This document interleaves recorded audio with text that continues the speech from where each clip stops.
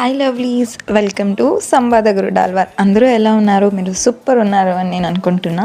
ఇక్కడైతే మేము decoration start చేసాం. మా అన్నయ్య శబరిమల నుంచి వస్తున్నారు. సూపర్ వచ్చిందనమాట అవుట్పుట్ అయితే.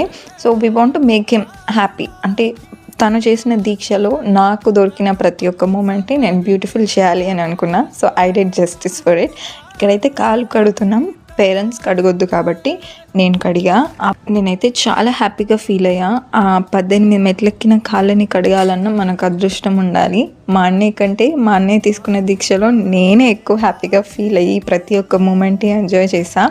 ఇక్కడైతే ఒక చిన్న జోక్ వేశారు. సో తర్వాత మా మమ్మీ అయితే కొత్త బట్టలు ఇచ్చేసింది. అండ్ ఈవినింగ్ నేను మా మమ్మీ బయటికి వెళ్ళాం. మా మమ్మీ చాలా రోజులైందనమాట బయటికి వెళ్ళి. మా అన్నయ్య మాలేసుకున్నన్ని డేస్ ఇంట్లోనే ఉంది. సో తనకి పానీపూరి అంటే చాలా ఇష్టం. దాంట్లో దైపూరి అంటే ప్రాణం. ఎన్ని వెరైటీస్ వచ్చినా పానీపూరి దైపూరి మ్యాండేటరీ. తిన్న తర్వాత మార్కెట్కి అయితే వెళ్ళిపోయాం. మా మమ్మీ కొన్ని వెజిటేబుల్స్ కావాలంటే తీసుకొని అక్కడ కాసేపు అంతా తిరిగేసి ఒక బెలూన్ కొనుక్కొని ఇంటికి వచ్చేస్తాను అనమాట.